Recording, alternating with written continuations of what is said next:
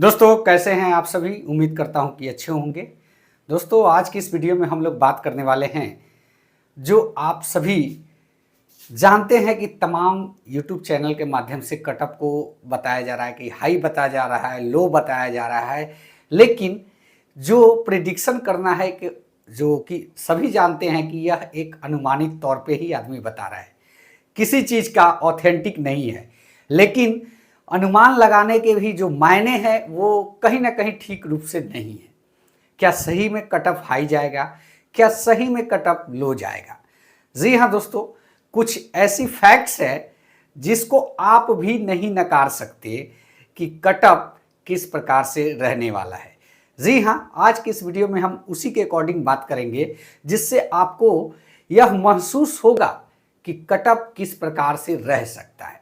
जी हाँ, इस वीडियो के लिए हमने 4-5 टॉपिक को तैयार किया है और 4-5 क्या लगभग 7 की संख्या में है।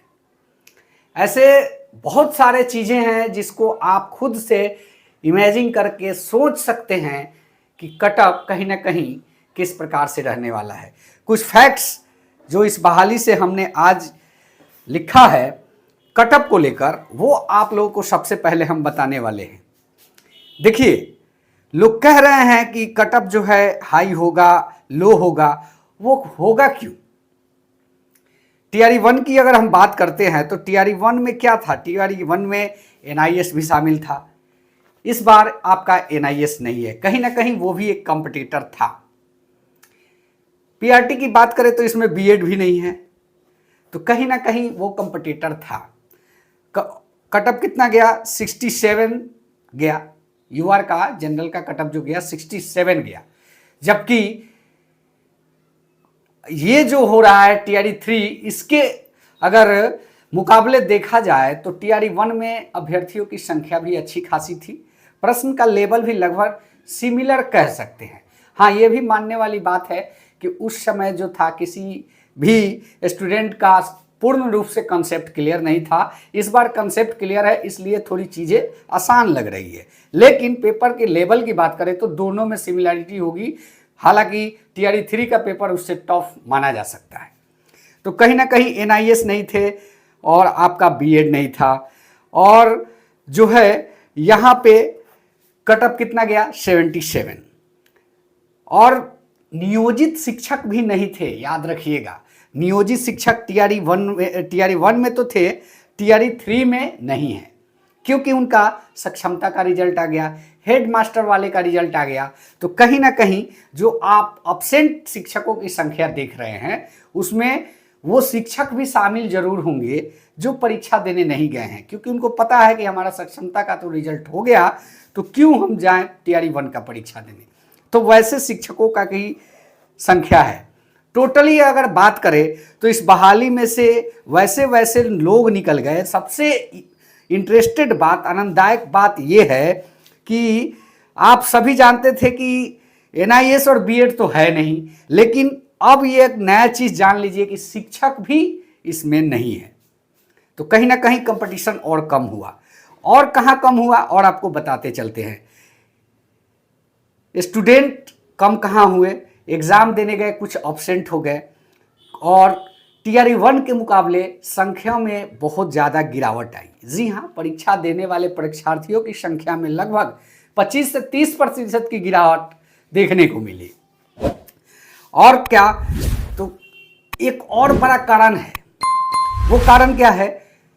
ट्रेनिंग सेंटर लिस्टेड किया गया है कुछ विभाग के तरफ से, जो आप संख्या भी देखे होंगे, पिछले दिनों बहुत सारे वीडियो भी उस पर अपलोड हुए हैं।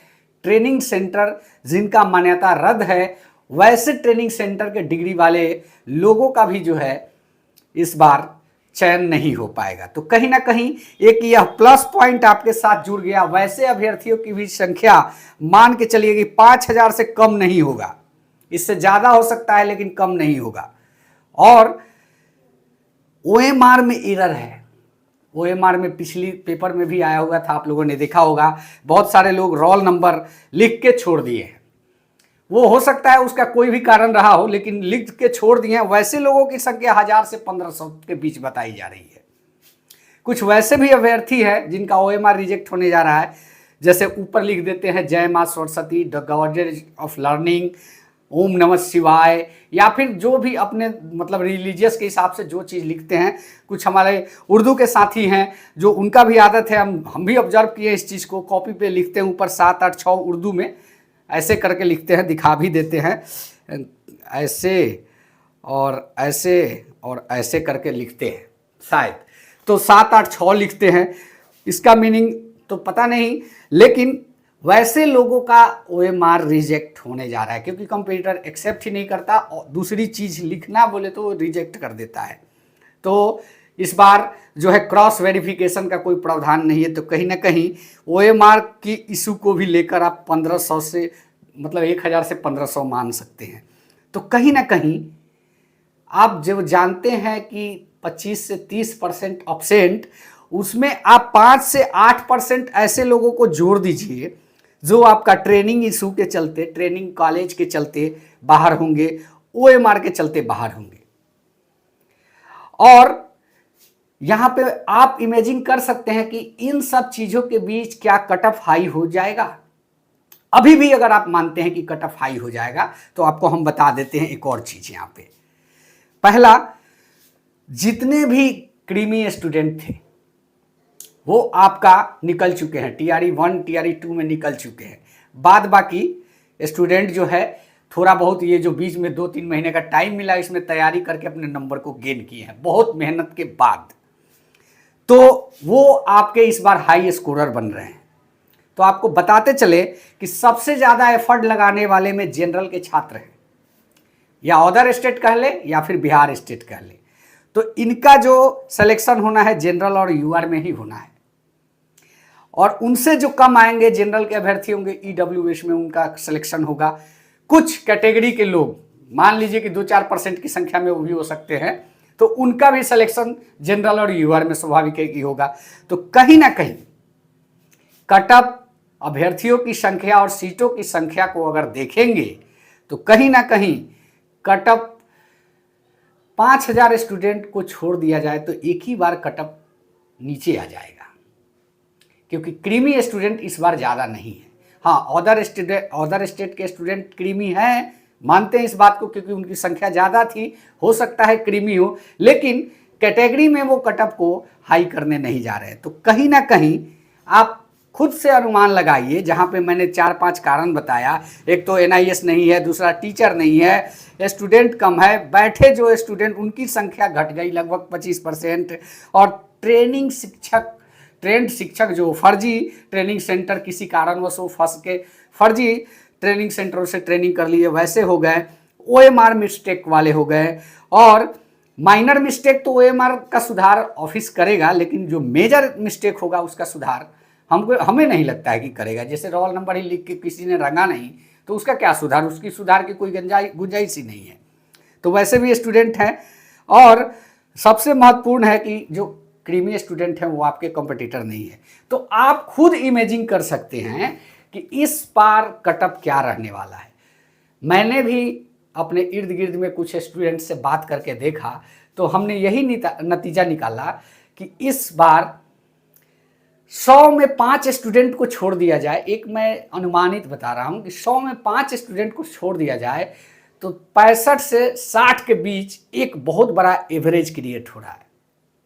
तो हमें जहां तक लगता है जिसका भी 65+ नंबर है वो अपने आप को सेफ महसूस कर सकता है आरक्षित वर्ग में, और 70 के आसपास जो हैं, यानी कि 2 नंबर इधर और जो 2 नंबर इधर अगर हैं -+70 में, तो समझिए कि वो भी अपने आप को सेफ महसूस कर सकते हैं। उर्दू के कैंडिडेट, भाषा के कैंडिडेट, बंगाली और संस्कृत के कैंडिडेट अगर 60 के ऊपर भी हैं तो अपने आप को सेफ महसूस कर सकते हैं। दोस्तों, यह वीडियो हमने बहुत सोच विचार के बनाया, और जो कारण बताए ये भी आप अपने आस पड़ोस में चीज़ों को ऑब्जर्व कीजिएगा। जितने भी आपके साथी आपको जानते होंगे, ये चीज़ आप डिस्कस करके देखिएगा, आपको भी खुद अंदाजा हो जाएगा कि कहीं ना कहीं ये बातें सत्य हो सकती है। तो उम्मीद करता हूं कि यह वीडियो आप लोग को अच्छा लगा होगा। अगर अच्छा लगा है चैनल को सब्सक्राइब करें। धन्यवाद। जय हिंद। वंदे मातरम।